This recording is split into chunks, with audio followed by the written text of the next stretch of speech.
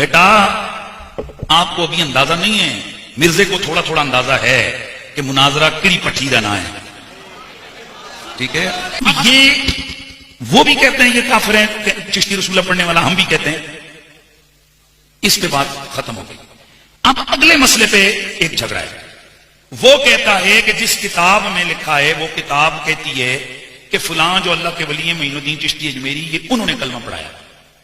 ہم کہتے ہیں کہ حضرت معین الدین چشتی اجمیری اللہ کے ولی تھے، ان کی طرف یہ جو منسوب واقعہ ہے یہ جھوٹا ہے اور یہ من گھڑت ہے، اور اس کے من گھڑت ہونے پر آج نہیں، آج سے 400 سال پہلے شاہ عبدالحق محدث دہلوی اپنی کتاب میں، اس ویلے یہ نہیں جمیا سی نا، اس ویلے یوٹیوب حضرت یوٹیوب رحمت اللہ علیہ نہیں سی نا، اس وقت تو کچھ بھی نہیں تھا نا، تو آج سے 400 سال پہلے، پونے 400 سال پہلے شاہ عبدالحق محدث دہلوی لکھ گئے کہ بھئی یہ جو کتابیں منسوب ہیں بزرگوں انہوں نے لکھی کوئی۔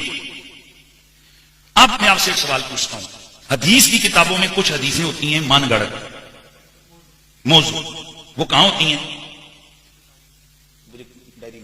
بھئی؟ وہ کہاں ہوتی ہیں؟ میں صرف اشارہ کر کے بتاتا ہوں، ادھر تک ہو، اس کاٹھی اور اس کاٹھی کے درمیان سیاست حدیث کی کتاب ہے۔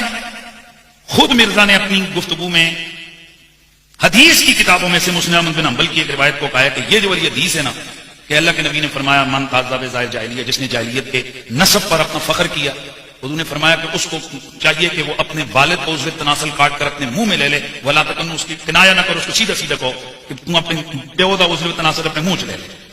مرزا اس حدیث کو کہتا ہے یہ ایمان کو خراب کرنے والی روایت ہے، گستاخی والی روایت ہے۔ اچھا یہ ہے کہاں؟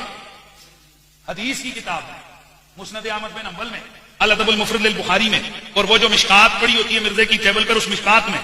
اب ہم پوچھتے ہیں، خود اس حدیث کو تم کہہ چکے ہو اس روایت کو، یہ کیا ہے؟ گستاخی۔ تو پھر ہم پوچھنا چاہتے ہیں وہ جو ترمذی لکھنے والے، وہ جو امام احمد بن حنبل ہے، وہ مسلمان ہے؟ مسلمان ہے؟ خود کہتے ہو کہ یہ جو روایت ہے یہ کیا ہے؟ گستاخی ہے۔ تو کتاب میں تو لکھی ہے، پھر فتویٰ کیوں نہیں لگاتے ہو ان محدثین پر؟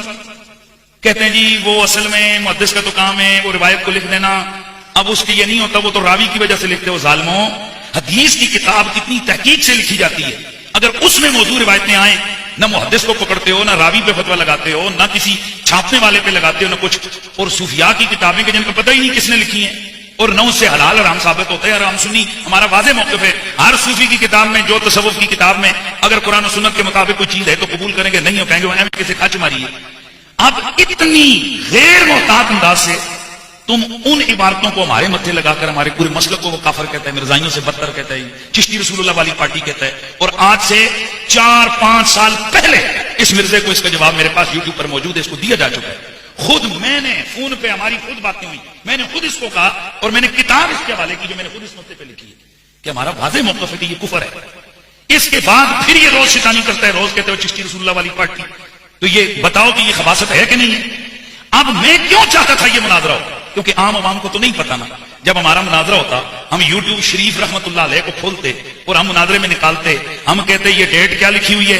یہ 4 سال پہلے شیطان دیا کنا، 4 سال پہلے ہمارے بڑے بڑے علماء، مولانا سعید اسد صاحب، بڑے بڑے لوگ وہ واضح اعلان کر کے گئے کہ یہ کفری عقیدہ ہے۔ اور پھر ہمارا چیلنج ہے، ابھی میں نے ایک چیلنج دیا، اس کو 10 کروڑ روپے کا انعام ہے میرا مرزے کے لیے، بلکہ پوری دنیا میں اس کے فالووروں کے لیے، کہ پوری دنیا کے اندر کسی ایک سنی عالم کی کتاب دکھاؤ جس میں یہ لکھا ہو کہ ہمارا بنیادی عقیدہ لا الہ الا اللہ چشتی رسول اللہ ہے۔ میرا خون معاف، میرا خون معاف، اور میں قسم اٹھا کے کہتا ہوں میں جا کے مرزے کی بیعت کروں۔ ہاں، ہم مناظرہ چشتی رسول اللہ کے صحیح ہونے پہ نہیں کرتے رہے، ہم وہی مناظرہ کر رہے ہیں جو ابھی اس سے کر رہے ہیں۔ ہم مناظرہ معین الدین چشتی اجمیری پر فتویٰ لگانے کے والے سے کرتے رہے کہ ظالموں یہ کلمہ غلط ہے، ان کو تم کافر یا ان کو تم معاذ اللہ برا نہیں۔ ہمارا مناظرہ اس پہ ہوتا رہا ہے، ہم دفاع کلام کا نہیں کرتے رہے، ہم دفاع اس منسوب متکلم کا کرتے رہے۔ یہ جھوٹ بولتا ہے کہ ہم، یہی تو وجہ ہے